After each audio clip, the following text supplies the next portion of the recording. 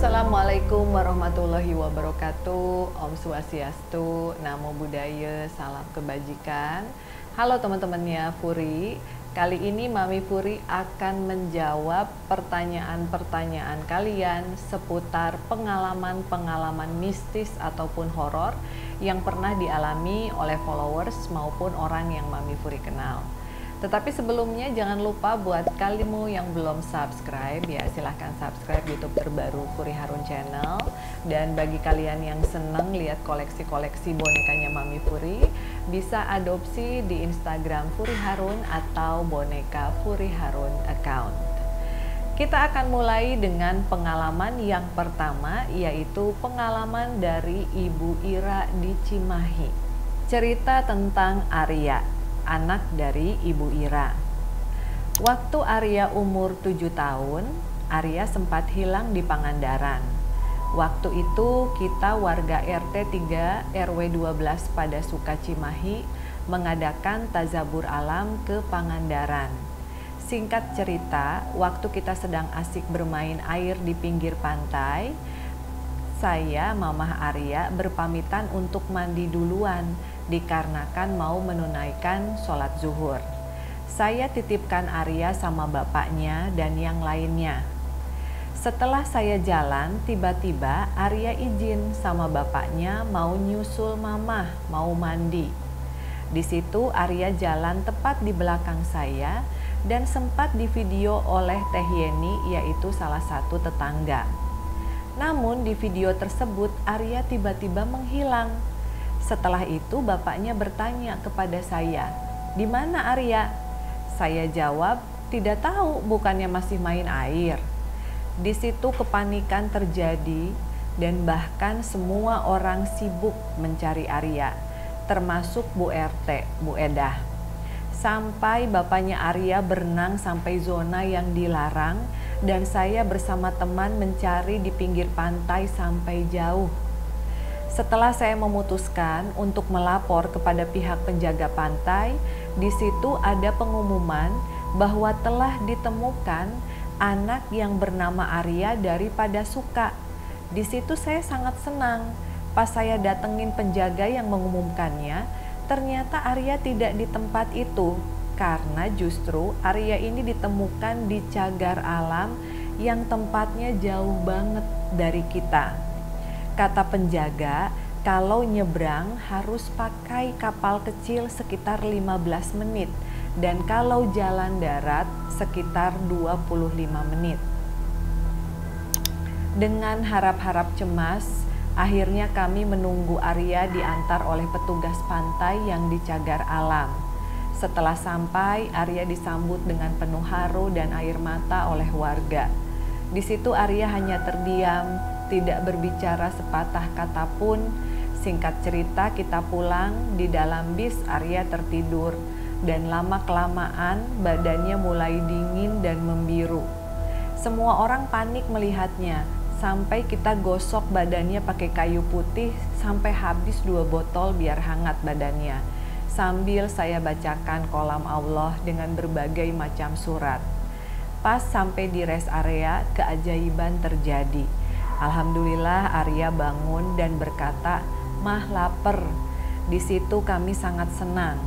Singkat cerita, di rumah selama 3 hari Arya jadi sangat pendiam dan gak ngomong-ngomong. Pas sudah 3 hari itu Arya bilang, "Mah, aku tuh kayak tidur di pantai, terus dibawa sama teteh cantik ke tempat yang bagus." Qadarullah, Allah masih sayang Arya, Allah mengembalikan Arya dengan selamat. Nah, kira-kira gimana nih pendapatnya Mami Furi? Jadi kalau Teh Ira ini Mami Furi kenal secara langsung karena memang dia tetanggaan sama saudaranya Mami di Cimahi. Jadi pada saat Arya hilang, ini posisi anak Mami yang nomor 3 juga ada di sana. Mereka itu seumuran dan semuanya memang heboh menceritakan tentang kejadian Arya yang hilang. Dan sampai pada saat Teh Ira ngobrol sama Mami gitu ya, komunikasi dan lain sebagainya, dia juga masih sangat shock gitu. nggak berani datang ke pantai. Dan bahkan anaknya ini, Arya sekarang kan udah besar ya, umurnya udah mau 16 tahun, udah dilarang pergi ke pantai gitu. Kalau misalnya kamu pergi ke manapun boleh, tapi jangan ke pantai karena ibunya takut trauma. Jadi waktu itu Teh Ira tuh nanya, kunaon ya Teh ya, salah saya tuh apa gitu. Salah saya apa sampai dari sekian banyak anak, kenapa Arya yang dibawa dan hampir hilang gitu kan. Terus saya bilang, biasanya memang ada sosok-sosok yang suka sama anak kecil dimanapun. Kalau di perkampungan biasanya ada wewe gombel, di pegunungan juga biasanya ada nenek-nenek yang seneng nyulik anak kecil juga. Terus juga kalau di pantai memang identik dengan sosok-sosok nyai. Tetapi perlu digarisbawahi di sini ya, bukan dan tidak semua yang ada di pantai itu jahat, ingin menculik atau ingin menumbalkan. Karena yang namanya sosok-sosok itu sama seperti manusia, beragam gitu ya. Jadi Mami cuman bilang pada saat Mami komunikasi, sosok tersebut memang suka sama Arya. Jadi di antara anak-anak yang lain dia tuh paling seneng sama Arya. Tetapi syukur alhamdulillahnya Arya masih bisa pulang. Dan kepulangan Arya ini juga tidak lepas dari bantuan leluhurnya. Jadi Mami Puri meskipun tetanggaan sama Teh Ira, tapi kan Mami nggak tahu ya suaminya Teh Ira itu keturunan siapa atau Teh Iranya juga keturunan siapa. Cuman Mami bilang ada sosok kakek tua yang pakai sorban dan dia nolongin. Ibaratnya mah kalau kata bahasa Sunda nama tong dicokot, iya teh incu urang, jangan diambil, ini cucu saya, kayak gitu bahasanya. Jadi akhirnya dikembalikan. Tentunya juga diperlukan energi dan kekuatan yang besar, terutama adalah doa kepada Allah Subhanahu wa Ta'ala. Tetapi memang kalau dilihat si Arya ini anaknya kayak model-model anak tulang wengi yang disenengin sama sosok-sosok goib. Jadi kalau anak tulang wangi itu dimanapun dia, biasanya kehadirannya dia mengundang makhluk halus untuk mendekati. Meskipun dianya sih biasa-biasa aja, nggak histeris, nggak heboh kayak anak indigo kalau ngelihat yang serem teriak atau apa. Tapi memang kehadirannya dia disenengin. Makanya waktu itu saya bilang hati-hati karena Arya ini disenengin sama sosok-sosok ya. Sebagai orang tua harus selalu mengingatkan. Karena anak-anak zaman sekarang itu kan ya, kadang kalau diingetin itu suka ngeyel. Apa-apa dibilangnya tahayul. Kalau kita bilang pamali harus gini, harus gitu, didebat gitu. Karena secara logika nggak masuk gitu. Tapi saya bilang sama Teh Ira tetap harus ngasih tahu Arya bahwa dia adalah anak tulang wengi yang disenengin sama sosok-sosok goib. Jadi syukur alhamdulillahnya kejadian yang pertama selamat. Kemudian kedepannya Arya ini juga kalau ulang tahun wajib tumpengan. Jadi kalau sosok-sosok anak yang punya tulang wengi sebelum tiup lilin harus tumpengan dulu. Jadi pamali kalau udah tiup lilin duluan gitu. Tumpengan untuk rasa syukur kita kepada diri kita, keluarga, para leluhur gitu. Sebagai simbol rasa terima kasih kepada para pendamping yang senantiasa mendampingi. Karena kita tidak tahu kapan sosok-sosok tersebut akan mendekati. Takutnya Aryanya lagi ngelamun, lagi banyak pikiran, lagi memendam sesuatu yang negatif sehingga akhirnya akan kena sirep sama makhluk-makhluk yang energinya misalnya negatif kayak gitu. Lalu yang kedua juga dia berada di titik di mana ada nyai di sana yang memang sedang mencari anak. Jadi di laut itu ada banyak titik.